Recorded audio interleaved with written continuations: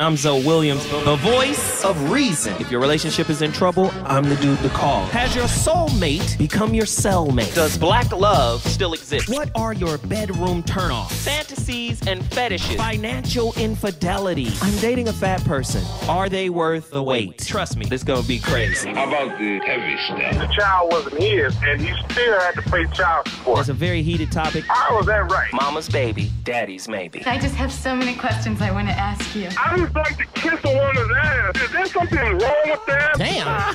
He told me he had a vasectomy. I'm pregnant. Betrayal has been committed. Hit you with the bad pipes routine. How does he maintain his humposity? He likes it when it pinches my nip. Why can't you open up, brother? I'm a karate man. Karate man rules on the inside. They don't show their weaknesses. Yeah.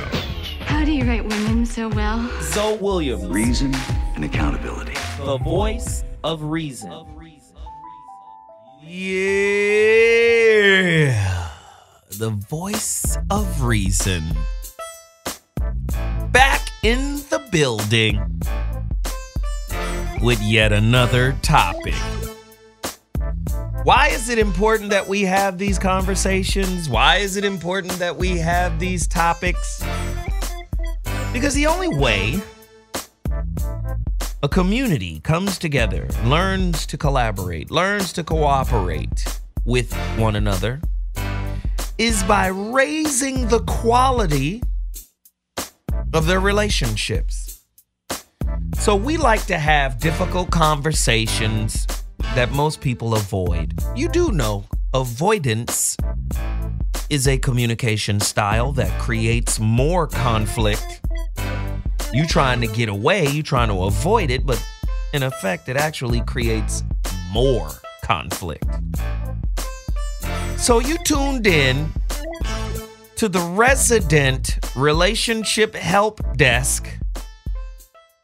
You know, when your relationship computer breaks down, you come to, our little help desk, and we try to give you jewels and tips on how to undo what's cracking. Before I break down today's topic, I want to remind everybody to get out there and go to my GoFundMe page to help support the movement. Ladies and gentlemen, Friday, right? Crazy. No, what? Let me see. Today is the 30th, right? And so, is there 31 days in? Okay. So that means Wednesday is the 1st. Listen, Black History Month. We're at the 18,005 mark. For the 28 days of Black History Month, I want us to be able to reach the $35,000 mark so we can start making some real headway on this radio network. All right? The VOR is the name of my program, right? Trying to build a radio network, a full-fledged, let's get down with the get down. So what I need you to do is go to www.gofundme.com/Zoe Williams and drop whatever you can. We need it. I normally don't do this. I do this on the Zoe What show, where I promote businesses. Listen. If you want your business promoted on the Zoe What Morning Show, we're doing a special. You drop $200, we promote your business, we shout it out 4 weeks in a row. That's crazy. That's crazy. International audience, cover the entire contiguous United States and more, right? We promote you 4 weeks in a row, 4 shows in a row. Just go there right now, www.gofundme.com/Zoe Williams. Now that that's out the way, the phone number to dial is 323-230-4610. You got us for the next 2 hours. This Dash Radio, Hot Button Radio. This is the voice of reason. I am Zoe Williams. And today's topic, you know you've dealt with this. Gosh, it seems like it's part and parcel for every relationship. How do we get around it? How do we circumvent it? Today's topic, refried beef. The art of holding grudges. The art of resentment. Listen, I thought I apologized. I thought you accepted my apology. I thought we were past that. And here you are back in the kitchen, refrying the beef that we have already digested. Oh my God. Which gender is more guilty of refrying beef in intimate relationship? I want to know. If you let go a little, you will have a little piece. If you let go of a lot, you will have a lot of peace. Ooh, whoever this is, Ajahn Chah, Ajahn, Ajahn Chah, Chah. If you let go of a little piece, you will have a little piece. If you let go of a lot, you will have a lot of peace. I like that. Why is it so easy to hold on to grudges? Are there some grudges that are easier to hold on to and some that are harder to, to hold on to, or harder to let go? What about cheating? Ooh, that's ugly. Goodness gracious. What about family members hurt? That hurt. It's hard to let go of that. I want to know what you think. Are you holding a grudge today? I want you to call in and let me know. 323-230-4610 is the number to dial. What grudge are you holding? Justified and or otherwise? Are there justified grudges? I gotta know. Sitting to my right is a good friend of mine. I've known her for a few years now. She's an author, right? Mm-hmm. She does a bunch of stuff. She's one of them Swiss Army knife people. And she's Virgo. Like, it's just so much Virgo energy, man. Christ. They dominate the space here. I mean, you think that's funny, huh, Veronica? Queen Virgo on the phone, right? They kind of dominate the space. It's like 36 Virgos, right? Yeah. Crazy. Now, Veronica, I know you've dealt with this, but before I get to you, Vonda K. I ain't gonna give her whole name. I'm gonna let her say it. Tell them who you are and why I think you should be on this show. You already know. Because, we did a show like this before. I ain't gonna say it. We did. But go ahead. Back on the foxhole. Hello, everybody. I am Vonda Sampson, as he took me back to my birth name. Vonda K. Yes. I authored a book called Man Chaser, Overcoming Rejection. And that's when I first came into the radio space with Zoe. And it really is a book about relationships and dealing with our topic today somewhat of rejection of what I had in all my intimate relationships, which started with my grandfather. And it's here we go. Real interesting. I don't think we deliberately hold on to grudges or resentment, but I think it's an art to how to let it go. Put a twist on that. You have to know how to let it go, but you can hold on to something because you're not healed. You haven't really got the proper, apologies or, Yeah. Is there a proper and an improper apology which serves as the catalyst that causes one to hold on? Oof. Yikes. Yeah, that's deep. Ugh. Veronica Conway, I'd love for you to get in here and chime in. What is going on with resentment? Why is it so fucking sticky? Well, because understand that the way that the brain is wired and if you look at the way neuroscience works, people have an addiction to being victims.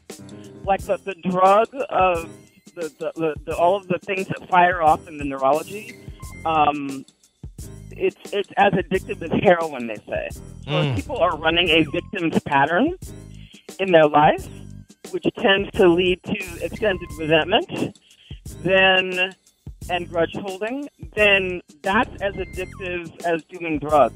That predisposition to going back and saying, what's wrong with me? What happened to me? I'm a victim, right? So that's the first thing, is that our brains are actually, if we are in the habit of that, our brains are, it further reinforces that as wiring inside of our nervous system.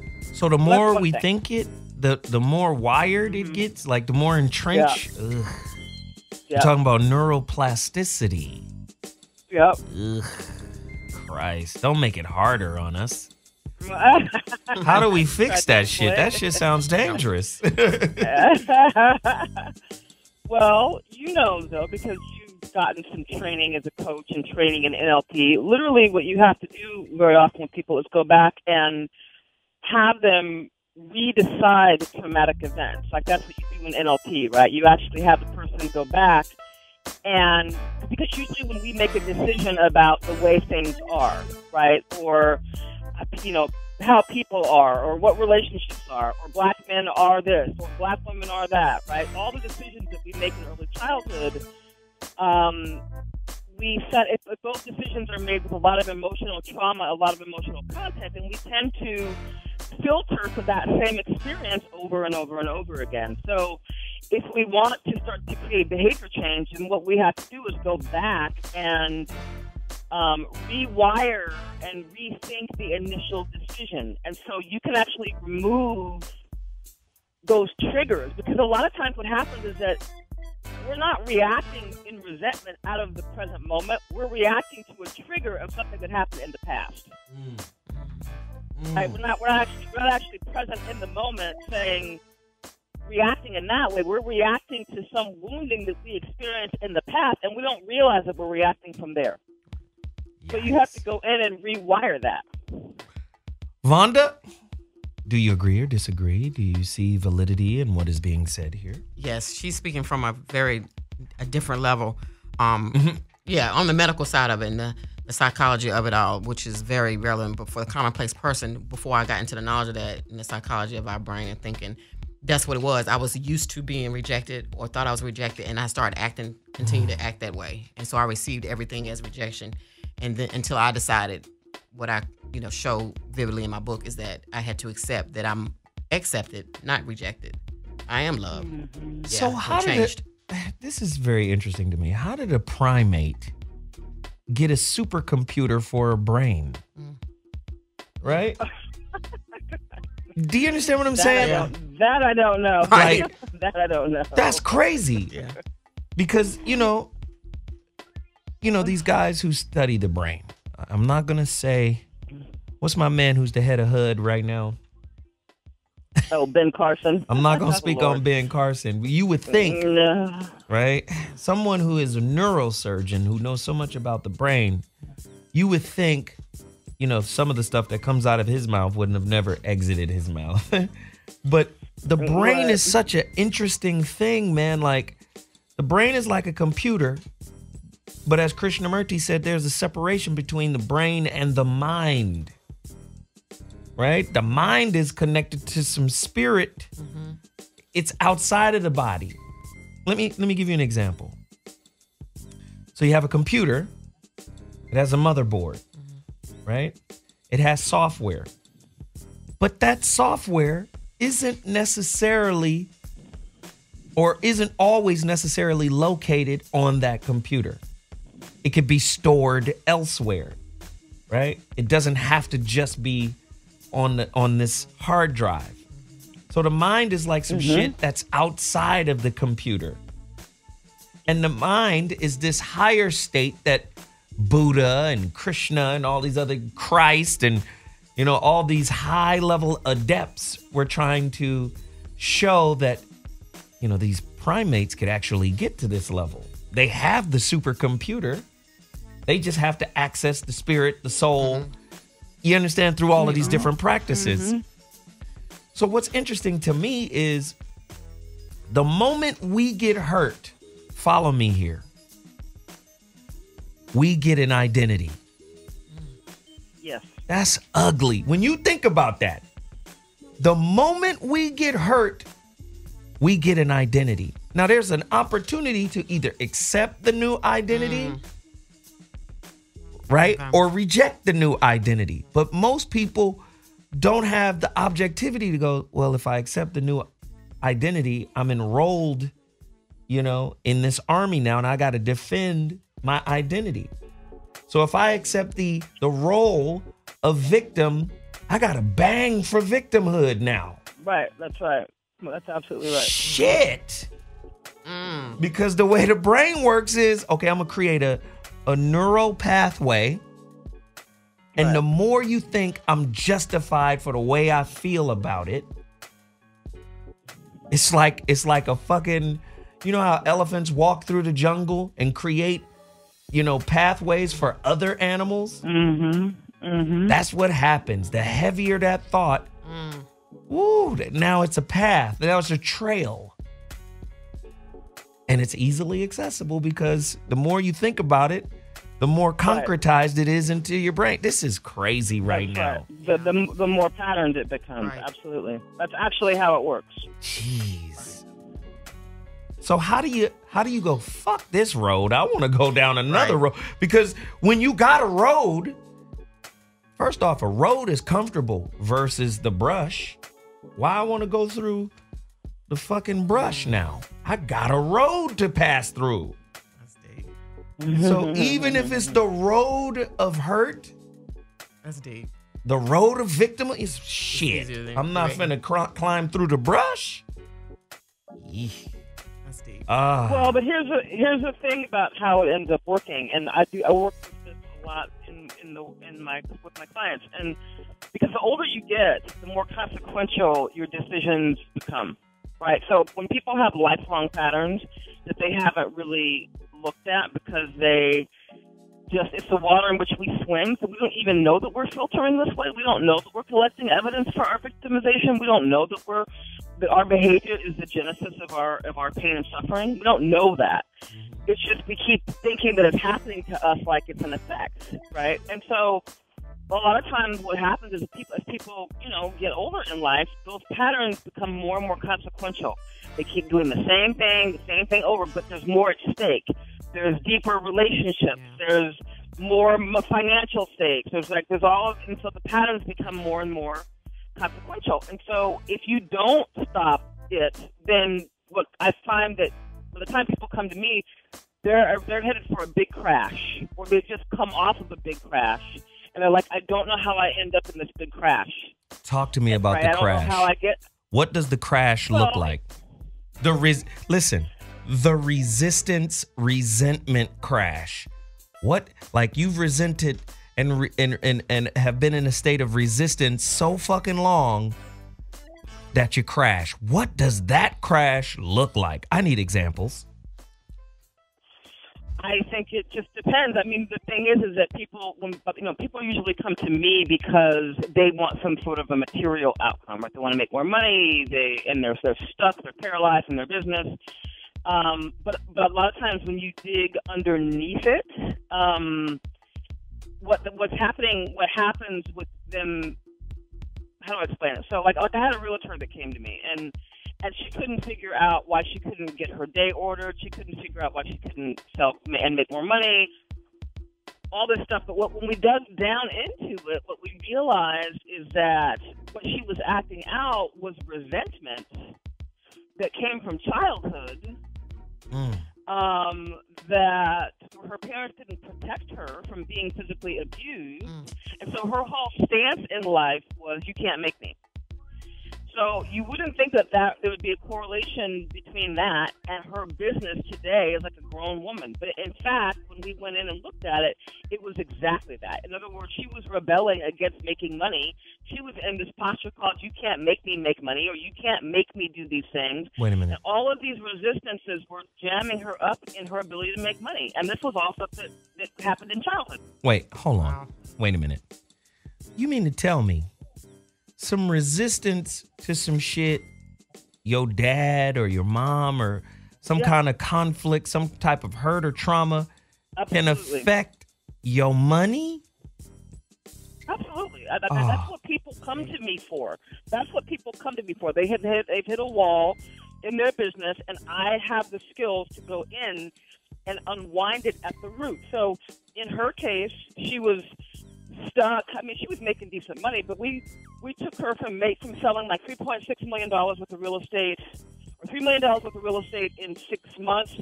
Then once we did this work, she did it in 6 weeks. Then we did this work again, and she did it in 6 days. because and I've had people go from dead standstill, making no money, to making $50,000 in real estate commissions in 5 weeks. Once we went in and looked at the pattern, I go in and look at the pattern and how it got seeded in childhood, and I connect it to the behavior that's happening today.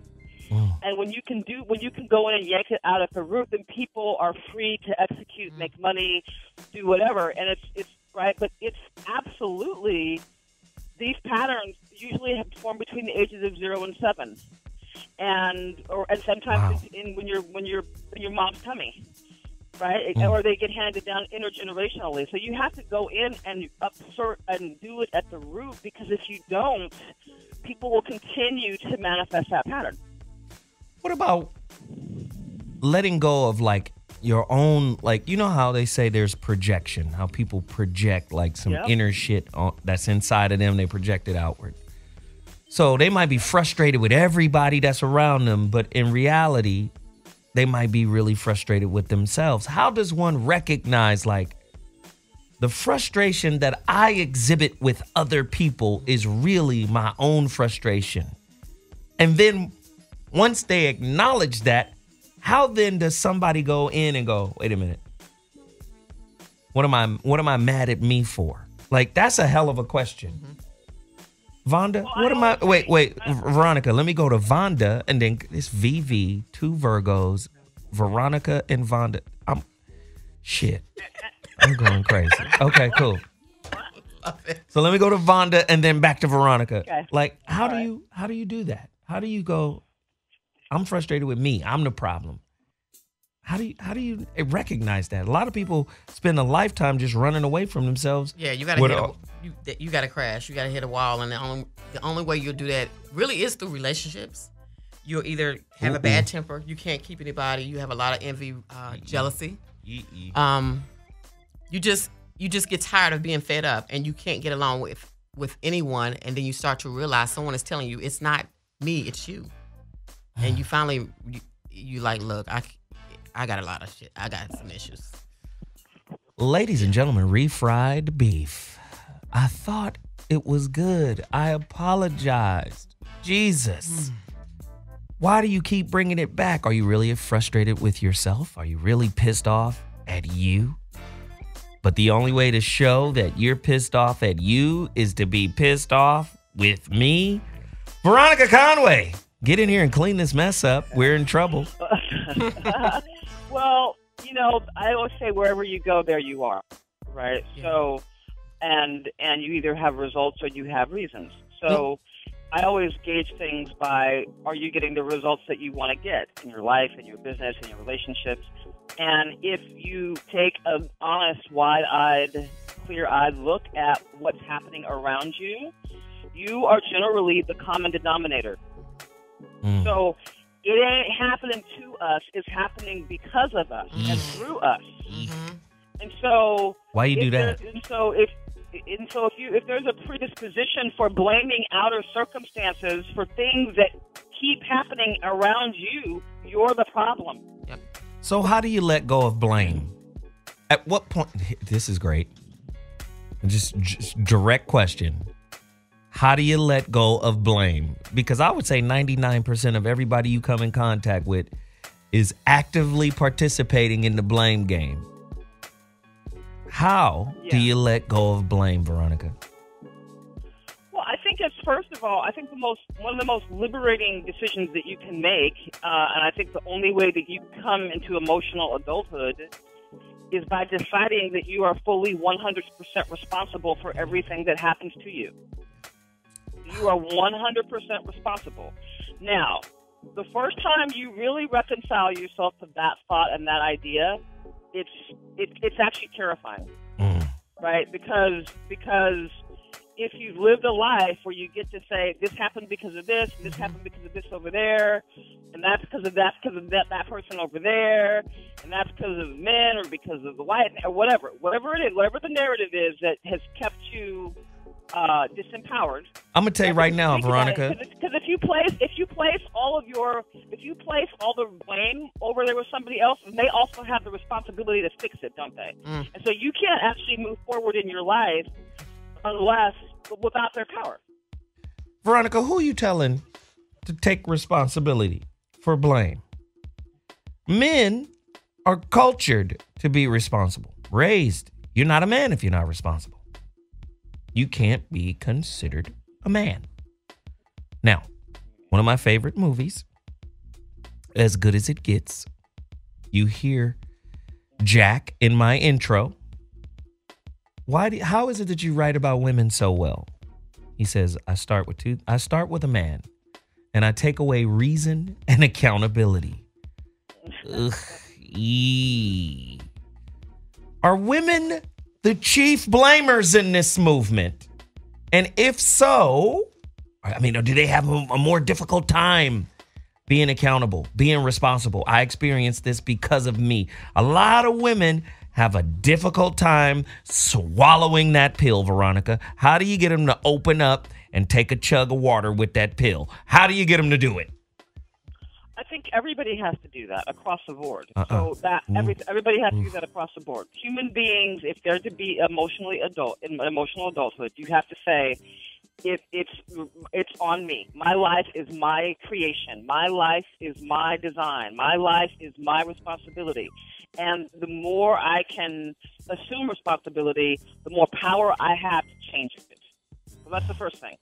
So if you're looking at any situation and saying all the power goes over there, then you've essentially given up power for your life. So when you don't take responsibility, let's get this clear. When you don't take responsibility, you are in the process of a power transference.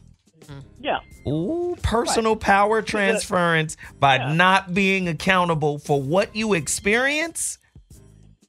Yeah. Ooh, shit. Vonda, did you hear that? Yeah. Before she started, I was going to say maturity. And that's what it's going to take for a lot of, if you say with women, I can speak for women. It just takes you to grow up and look in the mirror. You know, Michael said it best. Look at the man in the mirror. And that's what's really tough for people, man and woman. Hey, listen, it's getting crazy up in here. Today's topic, refried beef. Gosh, I'm sick of apologizing for the same shit over and over again. When you gonna heal your heart so our relationship could get better? That's wrong. Listen, you're listening to Zoe Williams on The Voice of Reason. I'm here with two Virgos with a first name that starts with V. I'm in a virtual reality right now having a damn good time. It's crazy right now. Listen, if you want to participate in today's conversation, just get to your phone line. The number to dial is 323-230-4610. The number to dial once again is 232-323-230-4610. I knew I got it. Give us a call and let us know, man. This shit is going to be crazy. We're here for the next 2 hours. Well, hour and a half now. We're about to go to our first break, but when I come back, we're going to jump right on tips for letting go of resentment, resistance. What did Carl Jung say? What we resist persists. Ugh. We'll be back at 2.2. I'll holla. Voice of Reason.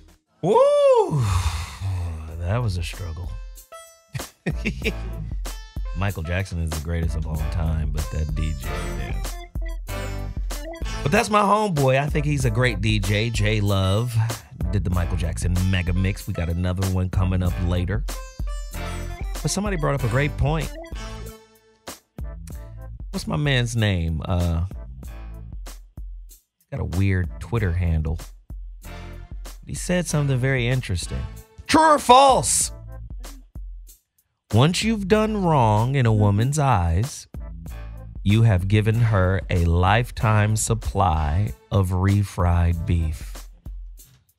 She gonna keep bringing that. She gonna boomerang all your flaws. Women tend to boomerang. Who does the face washing the most? Washing a nigga's face in his shit. Come on, wow. What about this too? This is another angle a lot of people are missing here. Can holding a grudge be bad for your health? What are the health effects of just always? But listen, isn't that part of the American culture? Envy, comparison, grudge holding, competition.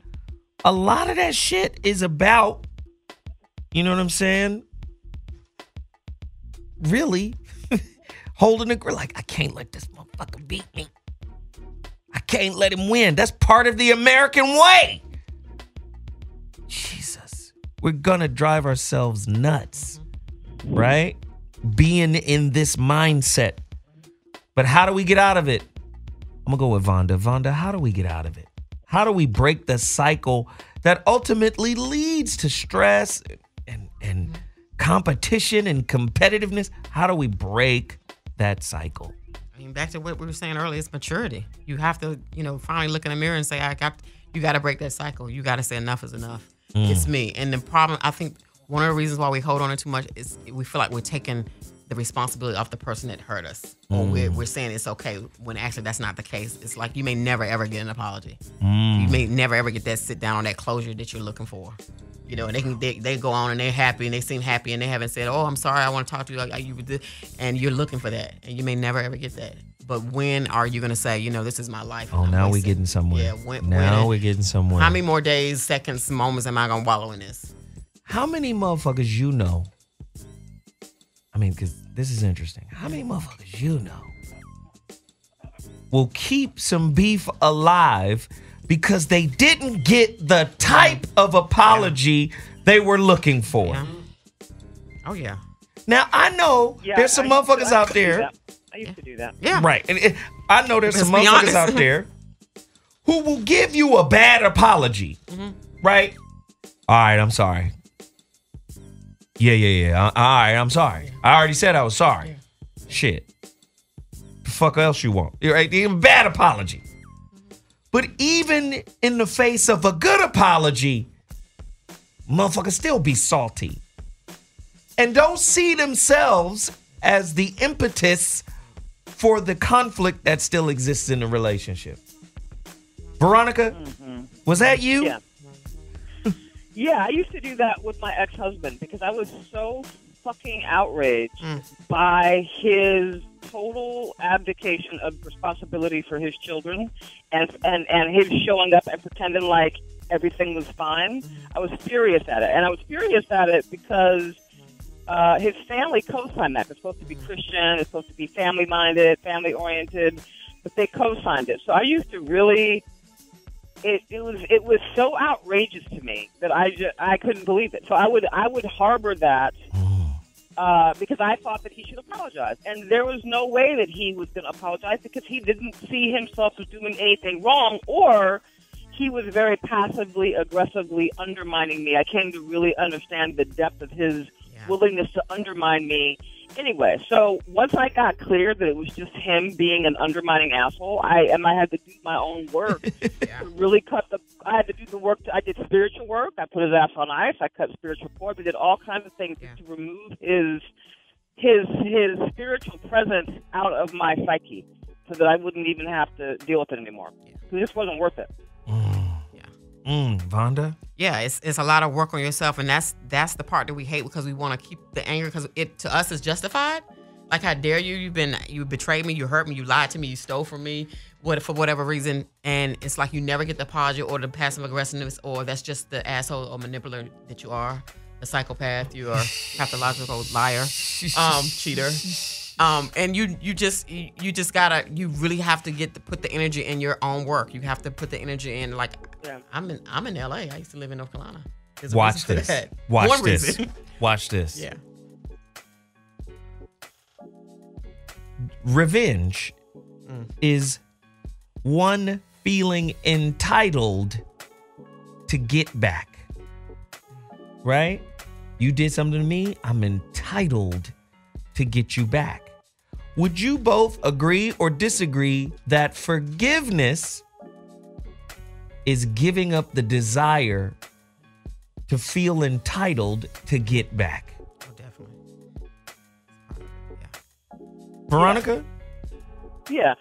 Well, see, I think the thing is that and I had to learn this the hard way. People think that forgiveness means that you're co-signing the other person's behavior, but that doesn't necessarily mean. I can say that somebody really was an undermining asshole and mean it, and still approach them with like neutrality, and let go of the connection and the charge that I experienced because of whatever they did. Do you see what I'm saying? So forgiveness is the first path to that, to actually really forgive it, because what it does is it lets you discharge all the energy that's wrapped up in that connection. But watch this. Y'all know I fuck with Krishnamurti tough. This is gonna fuck a lot of people up, but not a lot of people don't want to live like this. This is a quote from Krishnamurti. He says, "I don't mind what happens. This is the essence of inner freedom. It is a timeless spiritual truth. Release attachments to outcomes.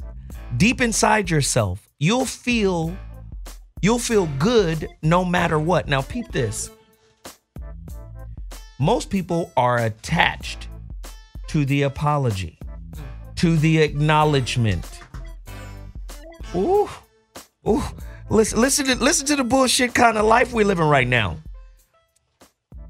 We've misinterpreted forgiveness to mean this is an emotional, as Dr. Umar Johnson said, an emotional contract that says, I forgive you contingent upon your change, your behavioral change, right, or your attitudinal change. Forgiveness ain't got shit to do with that person changing. And so we become lifelong resenters because we have an expectation and a desire coupled or wrapped in entitlement that you should change in order for me to feel different about you. Krishnamurti said, I don't mind what happens. Do you know what level of maturity it takes you have to be at in order to say whatever the end result is, I'm good? Well, the thing is that you have to look at it, first of all, as you have to look at it through the lens of where was my choice making that allowed me to bring this person into my space and allowed them to do whatever they did. In other words, for me, it's not even about trusting other people anymore. It's about trusting my response to them. So, right, it's about trusting myself and how I discern whether they're going to be on some bullshit or not. And so the older I've become and the more I've let go of, the more I can notice that bullshit like at first beat. Whereas when I was younger, I had my own wounds that I was looking through. So I would allow bullshit because it looked like something else. It looked like it was safe or sane, or it looked like it was something, but it wasn't. So I think you have to be very aware. It's not about trusting anybody else. It's about trusting yourself and your ability to respond appropriately in any given moment with any given person. Veronica, you know how scary that is. Intuition. You know how scary that is. A motherfucker would trust their dog before they trust themselves. You know why? Because they know themselves. They know I ain't shit. But this dog loved me to death because I got kibbles and bits. Can we be like hella candid and real about it? Motherfuckers, this is why they get enmeshed in their children the way they do. Right? They get it so enmeshed in their kids because they're afraid to get enmeshed in themselves. Because they know what's waiting on them in that dark ass room in the back of your spirit that you folded neatly and locked the door of all the evil shit that represents you. That evil shit needs to be unpacked. I love it when clinician says, oh, let's sit down and unpack that. Oh, your dad? Well, let's unpack that. Right? Motherfuckers have mastered the art of compartmentalization, which leads us to justification for why we're resentful. I'm entitled to be resentful. You know how many motherfuckers resent their parents because their parents didn't fit the idea of who they thought they were supposed to be? You might have had a great relationship if you accepted your father for who he was. Yeah. Ooh. That is so true. Good. I'm just saying. Like when you start looking at shit, a lot of people live in little hurtful little bubbles and they reinforce the wall of that bubble. You know? Yeah. And let me take it a step further because I like to talk about black stuff. So I think that one of our greatest challenges around how we deal with white folks, around what they've done to us, is that we're so wounded in our resentment that it's difficult for us to stand up and rise up and be proactive because we haven't fully healed from it. So that festering wound of resentment is not the appropriate response to them and what they do to us all over the world. Our response should be something entirely different, but you'd have to be over the part that feels continually, perpetually victimized and is a living, breathing reaction to all the craziness that they enact. Right? We keep reacting to what they do instead of being proactive, but we can't be proactive because we don't have any power because of our resentment. First off, sometimes resentment gives you power. Not really. It might not, listen, it might not be something that is sustained. Shit, it might be cheap-ass Arco gas versus a thermonuclear reactor. They're both different kinds of fuel, right?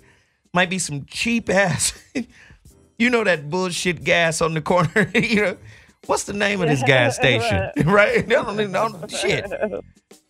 Right. Fuck your car up, car knocking, but it's still fuel. So people, you have to understand, I love the way Dr. Phil says it when he goes, what's your payoff?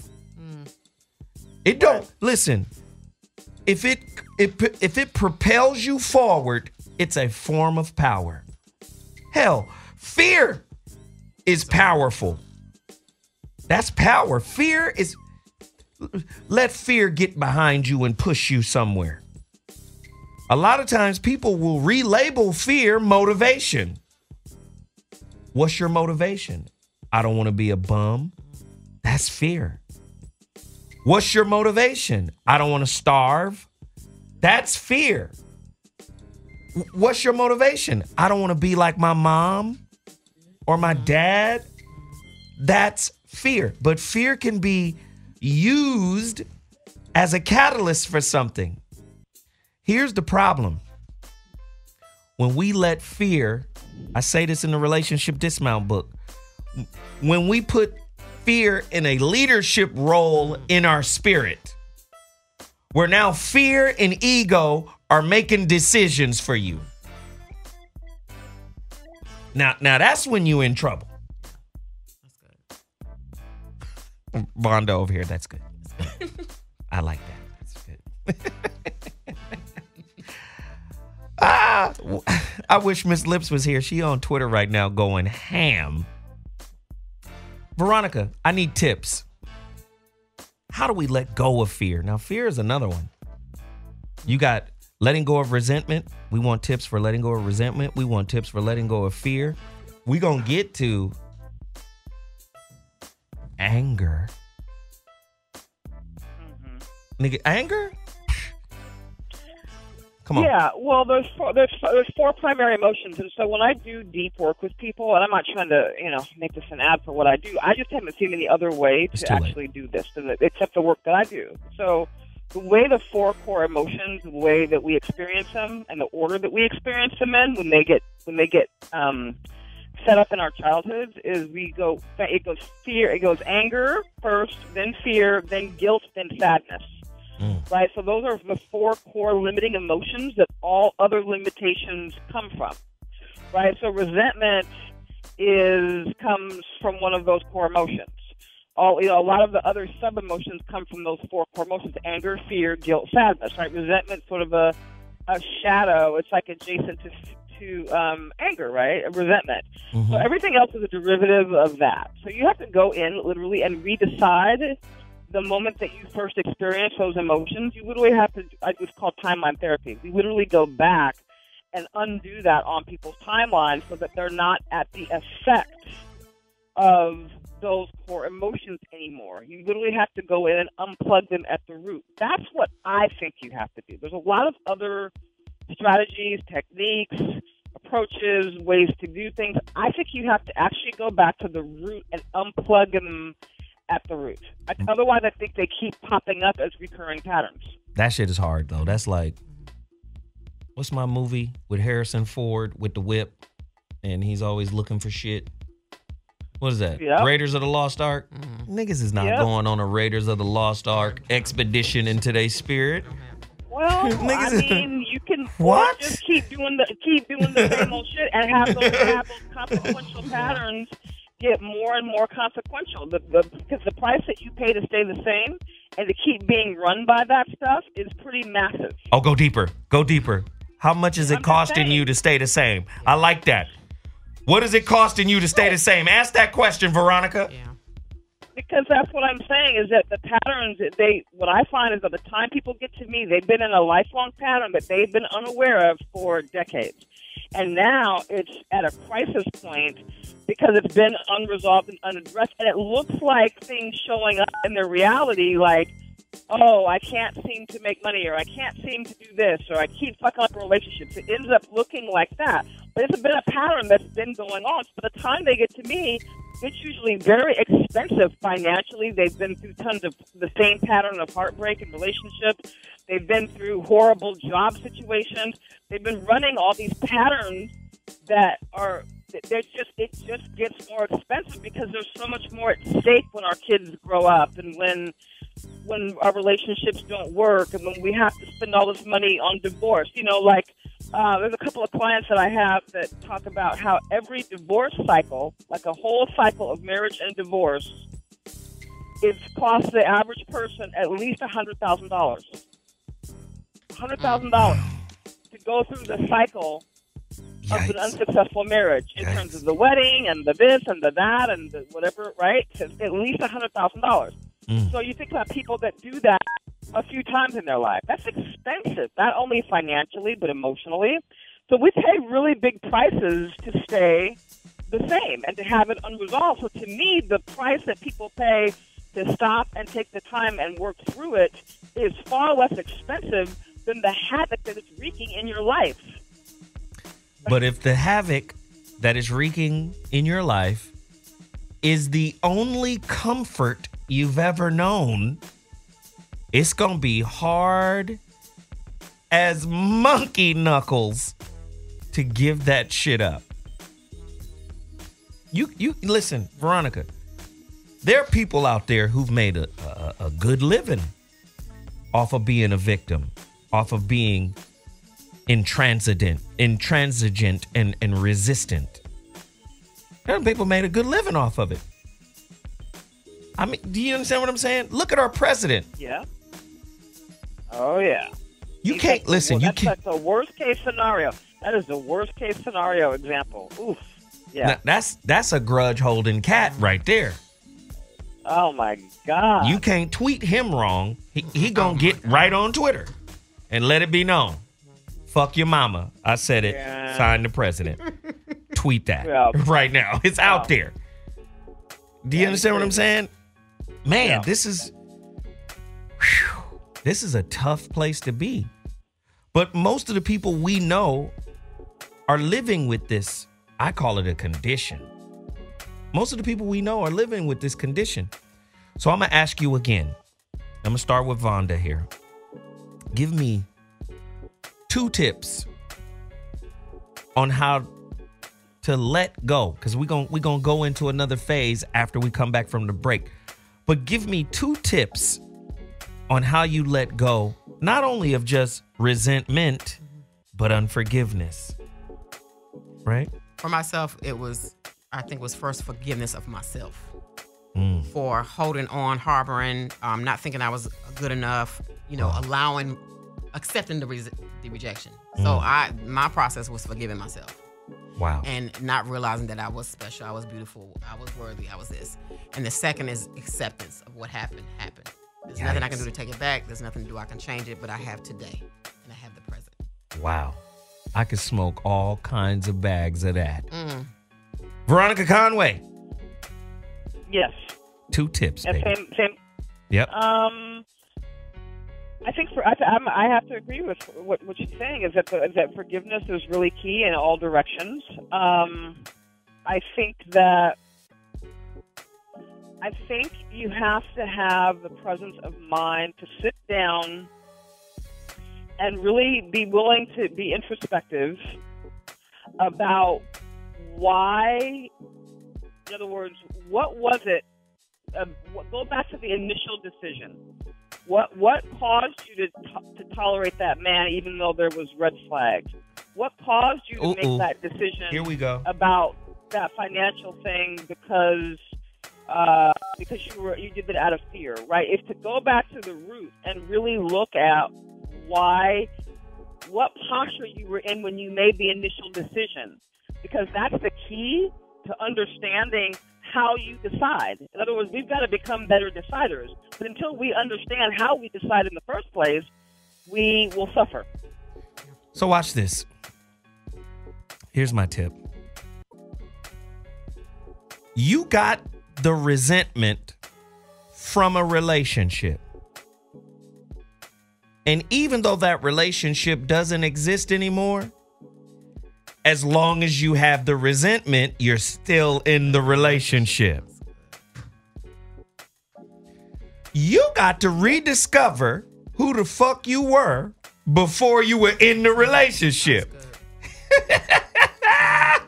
So many people think they moved on, walking around with a full body resentment prophylactic on.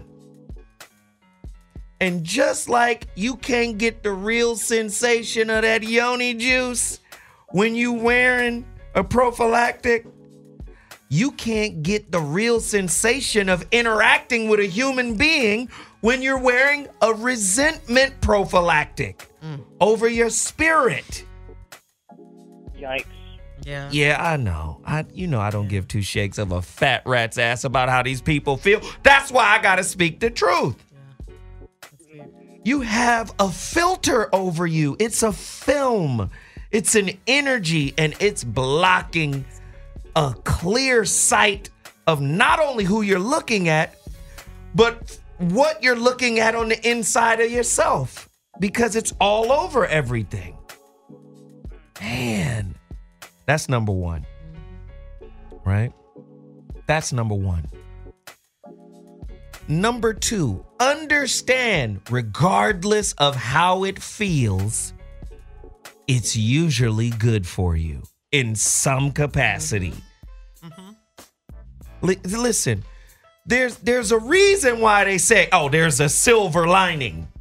Even in the darkest cloud, there's a reason there's a black dot on the white side of the yin and yang and a white dot on the black side. There's, no matter how dark it gets, right?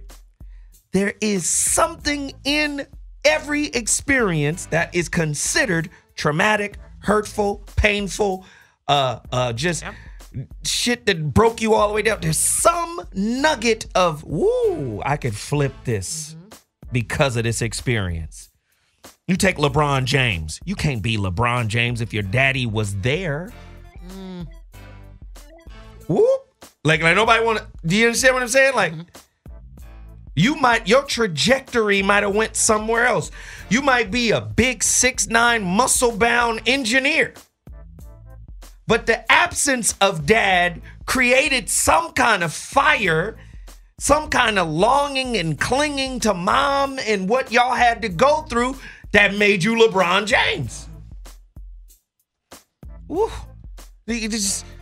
No matter how bad you think it is, there's some gift. So that's what you got to work with. This shit is crazy. Listen, we're going to take a quick break. When I come back, we're going to get even deeper. Oh, shit. The voice of reason, -radio, HotButton-Radio. We'll be back. Michael Jackson, Mega Mix, J Love. Let's go. We having a tough conversation. Do you know I want to shift up a little bit. We still on the topic, if you're just tuning in. We're talking about refried beef. Bullshit-ass metaphor for people who are constantly rehashing shit you were supposed to be over with.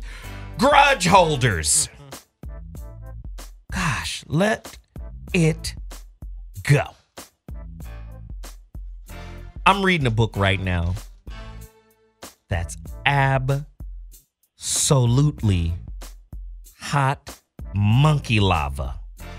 Now, I don't know what that is, but that's the best way I could describe it. Veronica Conway, are you back? Yes, I'm here, sir. I'm here. You guys always hear me talking about this author as well, Dr. David R. Hawkins, MD, PH.D. There's a book I want you guys to read with me. Oh, my God. It's hot monkey lava. Letting Go, The Pathway of Surrender by David R. Hawkins. Now, see, remember we talked about giving up the desire for get back? So now this man comes along who does, the consciousness grid through kinesiology and all of that. This is the author of Power versus Force. That was the book Quincy Jones told me to get. Hey, man, you want to get a great book, Shit, you get Power versus Force, okay? Read it, okay? Shit's powerful, man. It's fucking powerful. You understand? All right, Q. Then the wind blew the doors of his house, the patio open. He said, shit, man, that's God. Go get that book, okay? That's God, okay? That's God. Now, what's dope about this man's crib, Story Time with Zoe, the originator of Story Time, because, Story Time with Zoe. What's dope about Quincy's crib, in the living room area, the ceiling, first off, remind me to go back to the ceiling. Okay. The crib, he has a video that he makes everybody watch on their first time to the crib.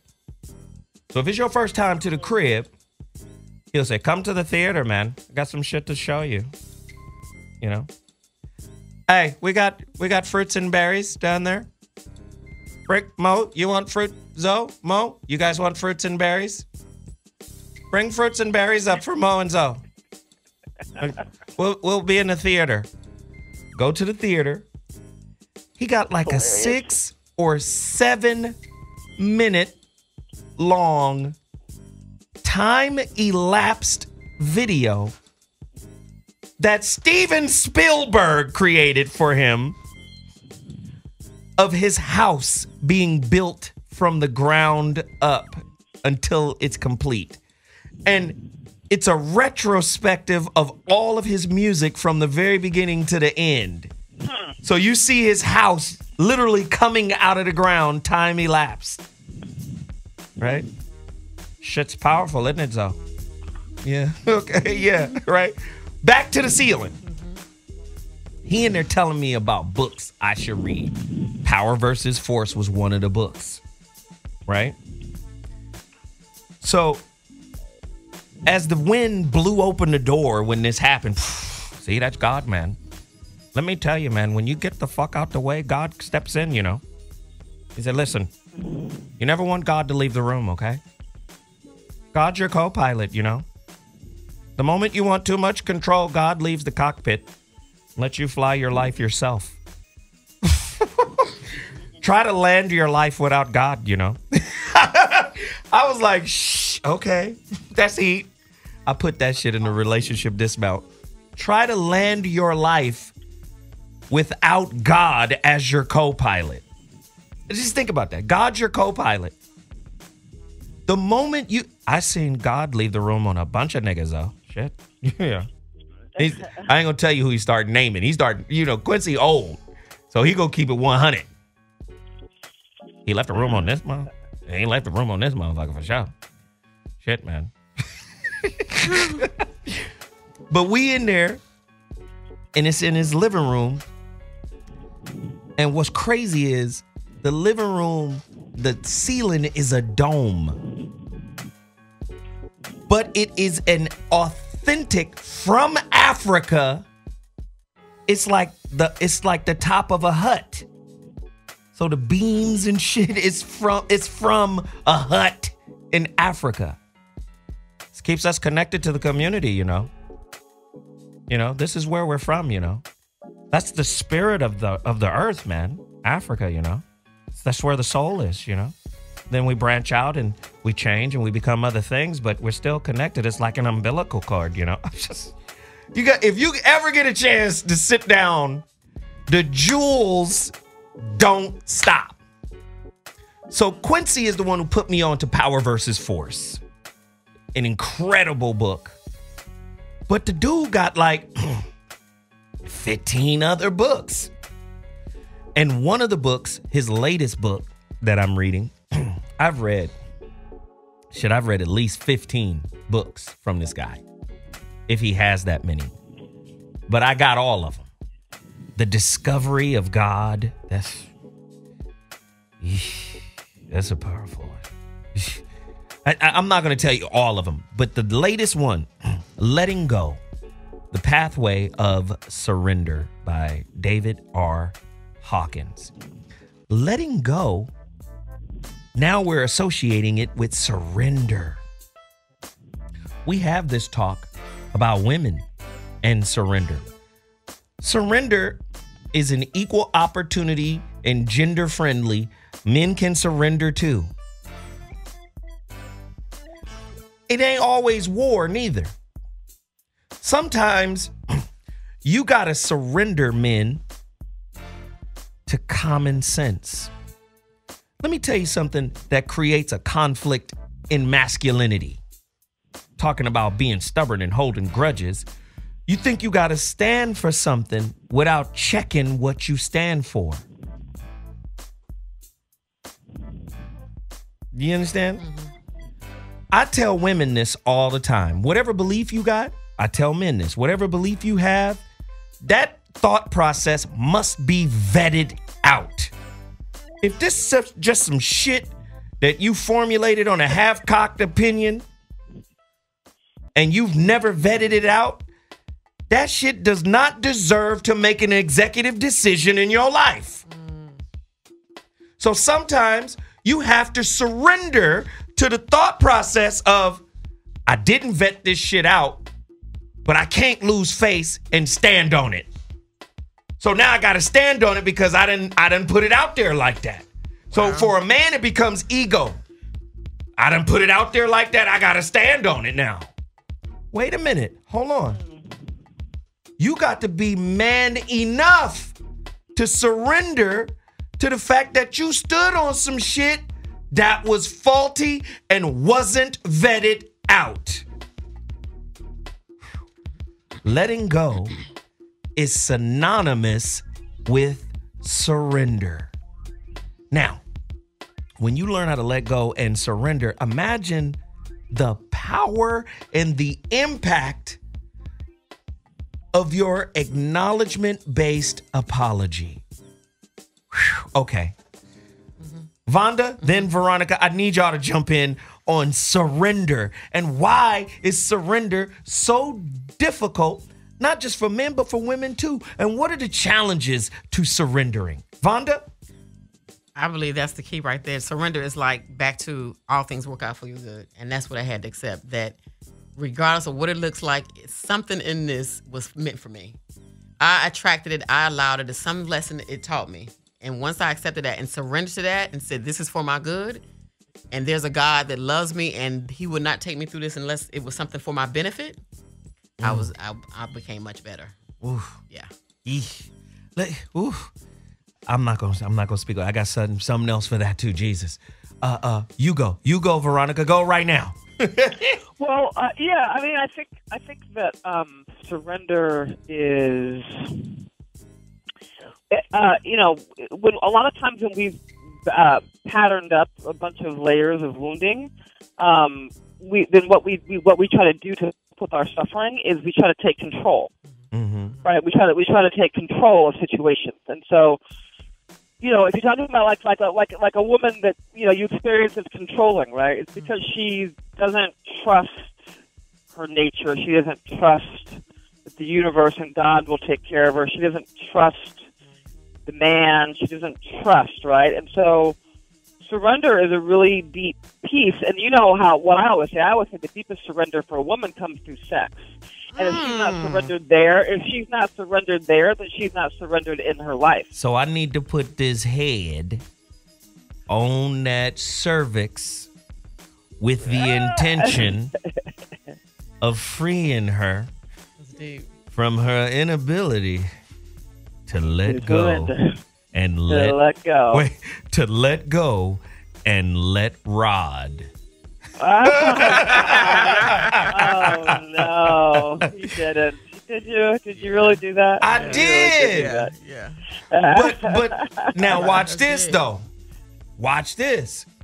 A lot of times, poisonous penis, right, reinforces insecurities in women because whether you know it or not, you're always fucking with intention. And sometimes fucking with intention, you could be fucking with bad intentions. This bitch is in the way. Let me bust and get her out. Sometimes I'm just trying to feel. You understand what I'm saying? I'm just trying to get mine off. This ain't nobody I really give a fuck about. Hey, baby, you know it's all good. Huh? Wow. Do you understand what I'm saying? Even deeper than that, it's not even, he doesn't even have to have an intent towards the woman.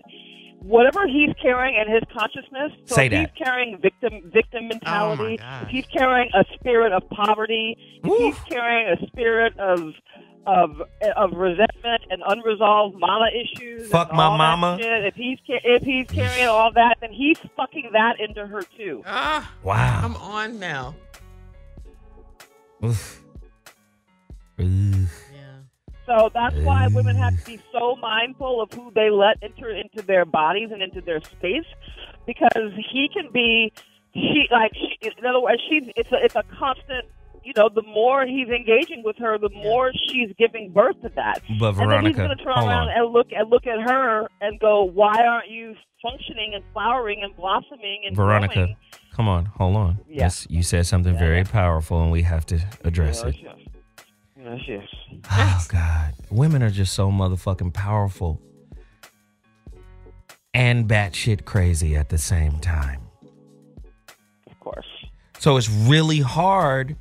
Once a woman gets taken somewhere, emotionally, physically, energetically, something in their mind starts building walls around whatever that was, that experience, that encounter, and then they go into maintenance mode. Let's keep this cracking. They go into maintenance of what this is. Let's keep this popping. Not knowing, trying to build a wall and protect what is a fear-based kind of movement. If you would allow no walls, right? And like Krishnamurti said, this is about surrender too. Like Krishnamurti said, I don't care what happens. So many women are fucking and dating an agenda. If they don't get what they fucking put out there as this is the shit, they walk around as just a sad sack of disappointment. And I always tell women, don't date ideas, date a real man. So many women are trying to cut, paste, and copy a dude they're casting. They're fucking, I have a script and I need an actor to play this role. Wow. That's real. Shit, man. If you could just be free. But women don't, it's hard for women because of the way they're designed. It's hard. This got to lead somewhere. Well, anybody could fulfill that role. And then you get the motherfucker who down to fill that role, not knowing society builds motherfuckers like that, and they're typically betas. Typically. Not all. Right. Some banal. Not all. Eek. Speak on it, Veronica. Well, the thing is that a lot of times, I think the litmus test for relating needs to come in the beginning. In other words, the hard questions need to be up front. A lot of times when we're in the throes of lust or attraction or magnetism, there are red flags that are present right then and there, and we choose to ignore them and step over them because of our fantasy about what the thing could be. Who is we? I'm saying people do that. I know women to do that. Okay. You don't know men that do that? Well. Oh, yeah, there go Brandon. Do you do that, Brandon? No? Daniel, you do that? No? Okay. Vonda, you do that? So let me ask. So how so many men ended up with a bunch of no good women? Ain't shit women. I'm going to tell you how I did. Everybody does it. I'll tell you how I did. Huh. I have 2 enormous brains. One is in my head. I understand that. And the other one is in my head. Right. So there's a head in my pants that makes stupid decisions. And listen, and I have to be honest. Right. If I was in my right mind, because I'm this type of dude, I'm an observer. I was telling myself, and everything you said about fucking with intent, I was telling myself, I don't want to be here. This is the bullshit. This has run its course. Exactly what I'm talking about. I got the Jamie Foxx voice going. Like, say something nice and wrap this shit up. Right? I got this going on. And I didn't listen. And typically, go ahead. That's what I'm saying. That's what I'm saying. Men and women have their own version of override, but all of the ways that you end up in no good relationships that are painful is that you are in some sort of override. So for a woman, it might be the fantasy. For a man, it might be because the pussy was whatever, right? That pussy was fire, but though. There's still an override mechanism that both sexes do that has where you overlook red flags and you don't put it to the litmus test early. I like to litmus test early and often in my relationship to see what they're really made of. But you know what it is? It's almost like relationships are like Magic Mountain. They're like Six Flags. Or a better said, they're like TSA. Once you get through security, you can pretty much do what the fuck you want. You in the airport now.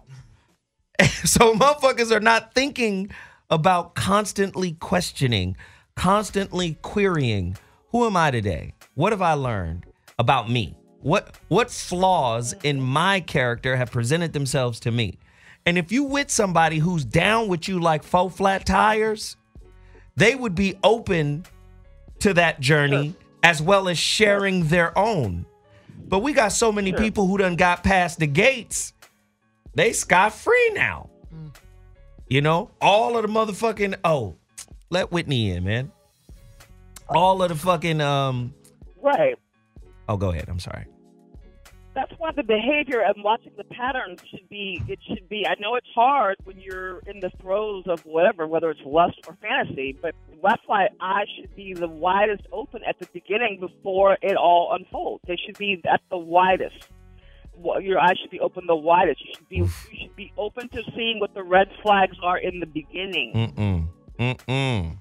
I think people don't have enough good questions in the beginning to really be able to participate. Whitney Tabor has joined the conversation. I think as the relationship, Whit is in the. Yeah. Are you listening to this shit, Whitney? Man, I tried to download the app while I'm sitting in all this Wait a crazy minute, hold on, traffic. Hold on, Whit. Download my app, man. Virgo. Virgo.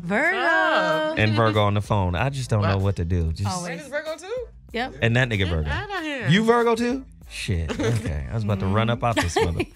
All right, cool. Oh, Whit, yeah. now tell us. Here we go. I know I only got 30 minutes to talk trash, y'all. Go ahead. You got it. But no, I didn't get a chance. I lost my phone last weekend, so I had to re-download the app, but I didn't realize it didn't automatically do it. So I'm sitting in traffic like, no, I need to hear what they're talking about. Revenge, right? Holding grudges? Is that what? Yeah. Resentment, unforgiveness, how to let go. There's a lot of bitter Bettys out of this motherfucker. Bitter Bobs too. Bitter There's Bob. a lot of bitter Bobs too.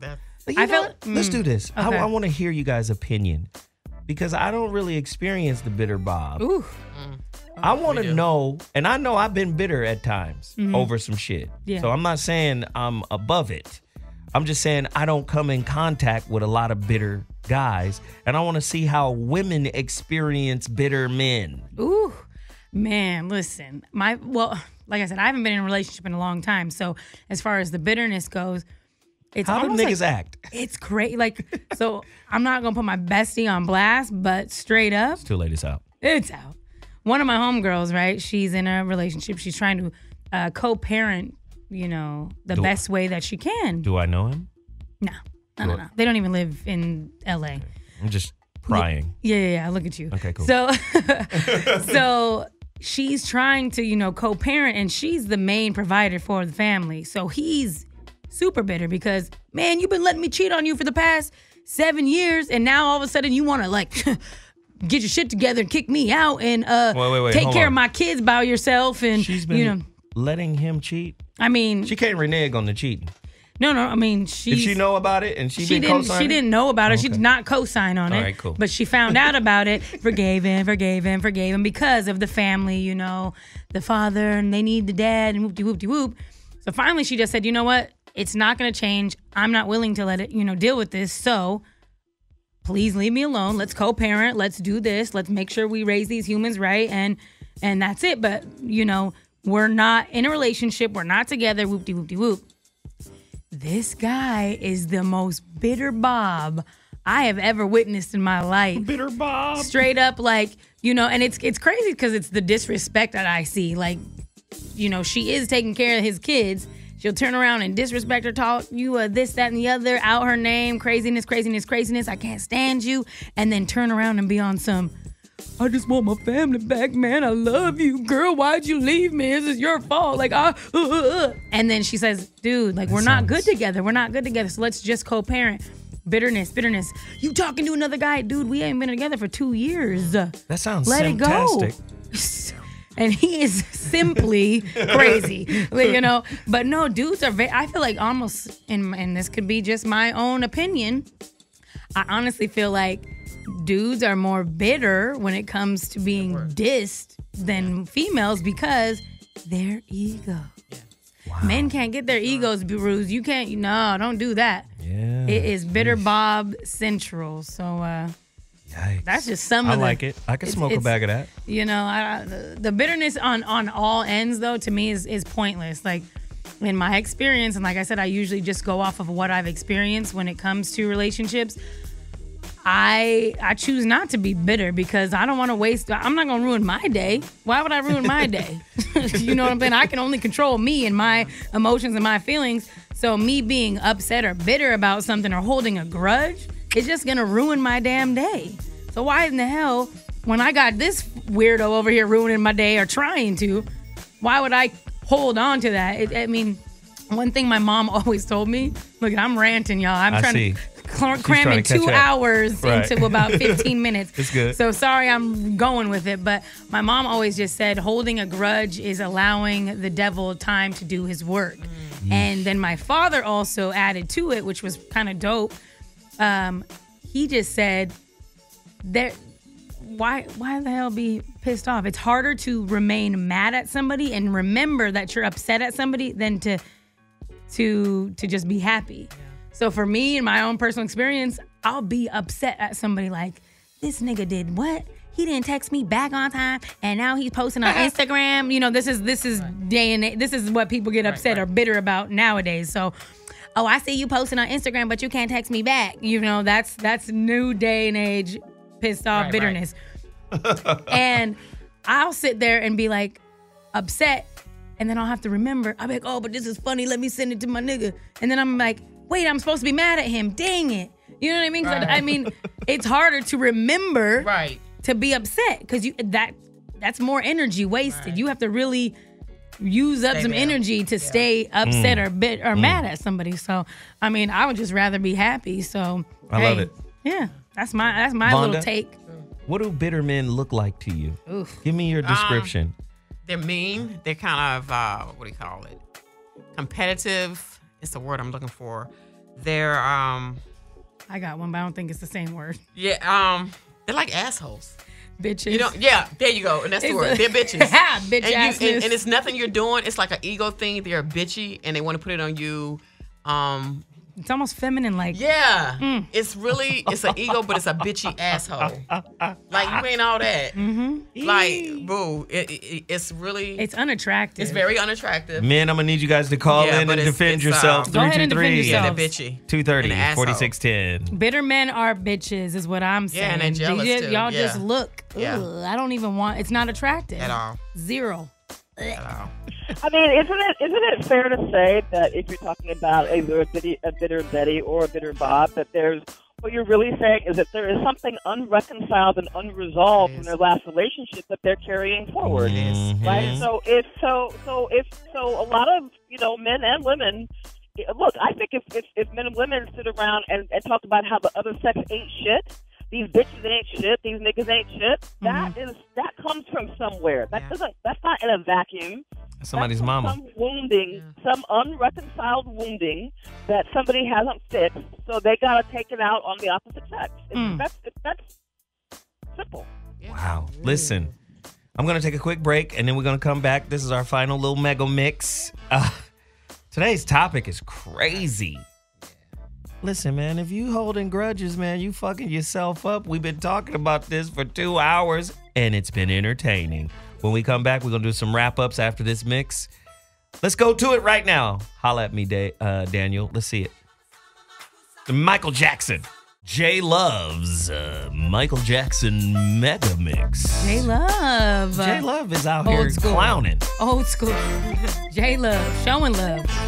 Again, if you're just tuning into the Voice of Reason on Dash Radio, Hot Button Radio, I'm Zoe Williams, a.k.a. the Voice of Reason, the VOR even. And we've been talking all day, or for the majority of this show, about the art of holding grudges. We got so many good shows that are surrounding relationships. Why do we do relationship topics? Because black people's relationships be fucked up overall. We're looking at the world through a white man's paradigm. There's something's bound to be toe up. So if we can fix our relationships, if we can, take off, the rose-colored glasses that have been conditioned to be on our eyes and see things differently, we're going to be better in terms of our intimate relationships. We got topics. Oh, I love being on Periscope and what is that? IG Live. I guess that's what it is. And Facebook Live. Because fans be kicking up all types of topics. Woo! Somebody gave me a topic today. The art of raising men. What's the woman's role? Ugh. A lot of women be raising niggas. Oh, my goodness. Because you think you ain't a good woman unless you nurturing and babying and I don't know. Shit. That's going to be crazy. Male mental and spiritual breakdowns and breakthroughs and their effect on women. When motherfuckers break down, oh, yo man, and you got to be there for him? How long that shit's going to last? I don't know. Here's a great one. The fans are really talented. The return of James Evans. What you gonna do when the black man comes home? Wow. Yikes. Oh, wow. That's crazy. The return of James Evans. Florida. That's crazy. Where the fuck is Junior? Totally. That's hilarious. Yeah, so they just gives up all these topics, man. Good stuff. I appreciate it. Let's get some final thoughts in here. Let's start breaking down some simple things that can be done. If you got anger issues, right? It's gonna be rapid fire. So let's go as quickly and as concise as we can. Rapid fire. Tips from my girls, the Virgo Squad, Zoe's Angels. Yeah. Really quickly. If you got anger issues, give me a tip on how to release that shit. Let go of anger. anger issues? Starting with Wit.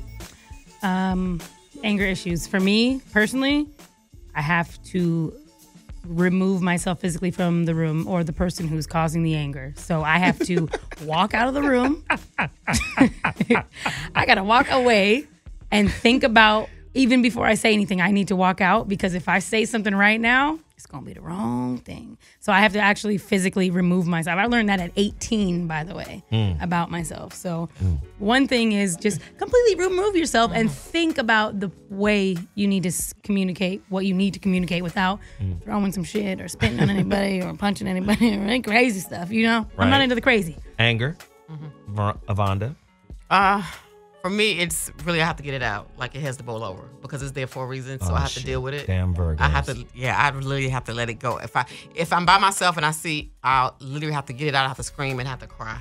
When I cry, something about them tears, because we want to hold on to that pride. But once I cry, it's like, okay, what you really were hurt. And I know Veronica can really relate. I mean, Whitney can too. Yeah. But that's what it is.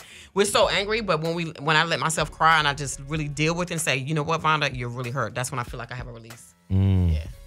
Well, Miss Lips. Oh no, what's she on Twitter saying? You already know. She said conscious dick, weed. She named a few things. Just doing hood rat shit with her friends. No, but I will say, nobody ever says sex. I think sex will just... Women... Make up sex? After, I mean, yeah. Yeah. She said weed, meditation, conscious dick, and comedy. Comedy's good. These are not bad suggestions. Comedy's good. Yeah. Not bad, not Right? bad. I do think, but it's hard to... Well, mad sex is good too, though. Yeah, I'm not, don't touch me if I'm pissed off. Yeah. Yeah. You should You try. got bail money? You should try, Whitney. Yeah. Whitney, try it. Try it. I mean, I don't have anybody to be that pissed off at anyway. And like I I'm said, just saying, like, whenever the opportunity presents itself, it works sometimes. Try to fuck when you're pissed. Yeah. You might squirt. Okay. Okay, cool. Yikes. All right. I'm just saying, you never know. A lot of people don't want to do it. Veronica Conway, tip for releasing anger. Be willing, if you're actually feeling anger, you have to go ahead and fully experience it. In other words, the reason that we get these repressed emotions that get stored over and over again is because we never allow ourselves to feel the full expression of the initial anger. So let yourself scream and scream into a pillow and like let it all out, and then it actually can leave. When we actually keep part of it in, that's when it gets all stuck in our nervous systems. You know, I got another one. One more. Go ahead. Batting cages, driving ranges, Yeah. gun ranges, any kind of range, man. Road rage, Range Rovers. Yeah. But I go to the batting cage and just like, Yeah, I think It's a good one. exercise. I mean, what you're saying is exercise. Yeah. It's gonna, raise, the endorphin levels, and you're gonna feel different because you're burning it out basically. But again, sex does that too. We hear you, Zoe. no, he's gonna say it 15 more times. Yeah, until that happens. That's what you do. I think that's important. Let's do this. How do you let go stress? Whitney? That's when the sex, sex. That's when I'm like, yo, let me hit the speed dial. Whitney stressed. I'm stressed out, yo. Like, come through, let's get some snacks and get it popping. Netflix and chill is on when I'm stressed out. Like it? You feel me? That's when it, yeah. Like it, Vonda? Yeah, that's definitely one but if you're solo, Hey, do it by yourself. Yeah, stressed out. Sex is still a good one. Yeah. Definitely. Physical activity or doing something I love, roller skating. Yeah. Finding something you enjoy. Comedy, back to the same ones. Yeah. Veronica? I think sex is a great one. I think because especially if you can really surrender. If you can really surrender by definition sort of removes stress. That's why I like what Krishnamurti said, man. He said, you know what my secret is? I don't mind what happens. Arguments come because we are trying to be right We're trying to be heard. We're trying to be vindicated. Sometimes, especially in an argument, what if this was a tactic? I don't need to be heard right now. Just taking that angle. Obviously, my pursuit of trying to be heard is producing more conflict. You know what? I don't want to be heard right now. Can you hear me later? Can I make an appointment to be heard later? When, this has died down a little bit? You see what I'm saying? Sometimes our agenda is more important than not having, getting the agenda met. Yeah. The need to be heard. Sometimes, listen, it's a conflict. So you might not get what you're looking for in the heat of the conflict. Sometimes conflicts get resolved when both parties take a step back. Just a step back. Before you take a step over the edge, take a step back. Because once you take a step over the edge, that's the point of no return in a lot of cases. That's when you say and do shit that's going to get refried and recooked later on, if there's a later on. Yeesh. Ugh. Well. Jesus. Hold it a vocal shot. Right? That's what I was going to say. I want you guys to go get that book, Letting Go, The Pathway of Surrender, David R. Hawken, MD. I got a couple of books I want you guys to read. There's a book called Loyalty to Your Soul by a married couple. Only in Santa Monica do rich white people just do shit that, like, if this was some black people, the FBI would have came in and just shut these niggas down. Like, what the fuck are y'all niggas in here doing? What is this? Mary and I forgot the other guy's name. Henry, I guess. John, Bob, whatever. Bill. Hulnick. Their last name is Hulnick. All right. They're a couple. Let me see if I can pull this up for you guys. The Hulnicks. Right? There it is. H. Ronald Hulnick, Ph.D., Loyalty to Your Soul. Him and his wife, Mary R. Hulnick. The Heart of Spiritual Psychology. That's the name. Let me tell you what this is a great book. I read it. What's the name of the book? Loyalty to Your Soul. The Hulnick. The Heart of Spiritual Psychology. Let me tell you what these white people did. These motherfuckers started their own spiritual college. Lit. But they teach spirituality. Now, the shit ain't accredited. It costs hella bread to get their degrees, but their degrees are not recognized by nobody. Right. But if a black man did, they'd be like, "Get Nick, okay, come here. Get out of here. Just step outside. Just come off the property. I'm gonna put these cuffs on you, right?" Would it just be some shit, right? But these people were successful at it. I think Iyanla went to this place. Oh. It's Santa Monica College. Look it up right now. Yeah. Santa Monica College. They got all types of life coaching and spiritual courses or whatever. But none of this shit is accredited. Like, you can't go to UCLA and be like, "Well, I got a PhD from Santa Monica College." Wrong. That ain't gonna work. But the book is fire. I want you to read this book. It's a dope book. Loyalty to Your Soul. And then I have another one. One more. This one is really heat. When I do my coaching, Veronica, forgive me. I already know what you're going to say. Jesus. What? I haven't said anything. Just don't. Yeah, I can feel you over there bubbling and shit. Just stop with the bubbling. Because Veronica gets mad at me because I don't like promote my coaching. Right? But when I coach, in the rare times that I do it, I tell people to get this book, part of the homework that I give people.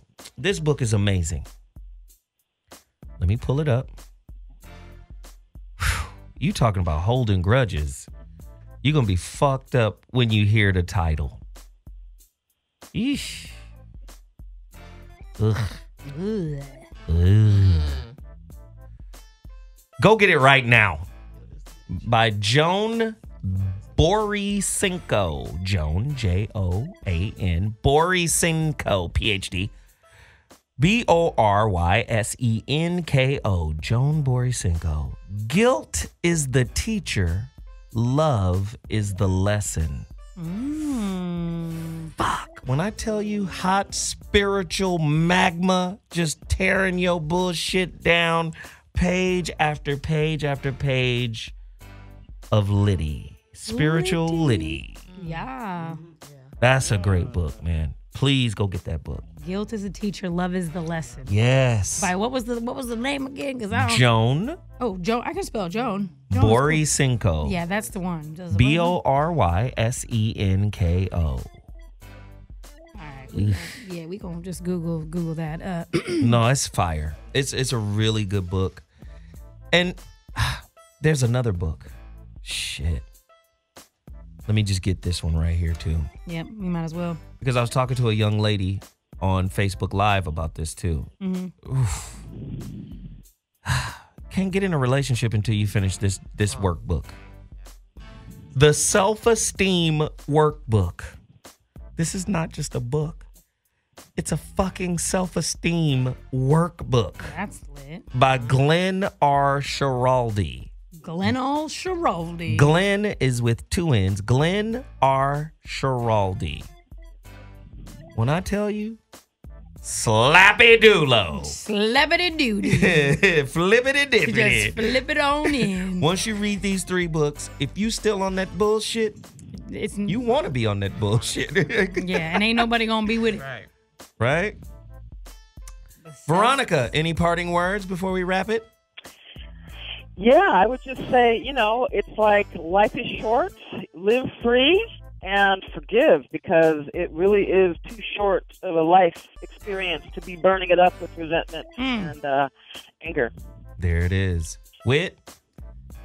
I'm just going to say the same thing. Don't, the longer you hold grudges is allowing the devil time to do his work. So I don't believe in the devil. Don't worry, be happy. Or whatever you believe in. You feel me? Don't worry, be happy. And ain't nobody trying to fuck no mad, pissed off, bitter Bob, bitter anything. So stop being mad, be happy, just keep it lit, y'all. Keep it lit. I'm out. I love it. Vonda? I told my sister this a long time ago. You can either spend the day or start today getting over it, being happy, or staying in that place. There it is. Either way, you have a choice. There it is. I'm Zoe Williams, and this has been The Voice of Reason. Tune in Friday for the week-ending series, The Voice of Reason, 5 to 7 p.m. Radio, HotButton-Radio, with another topic. We'll holla at you Friday. It's going to be crazy. I'll see you then. Deuces.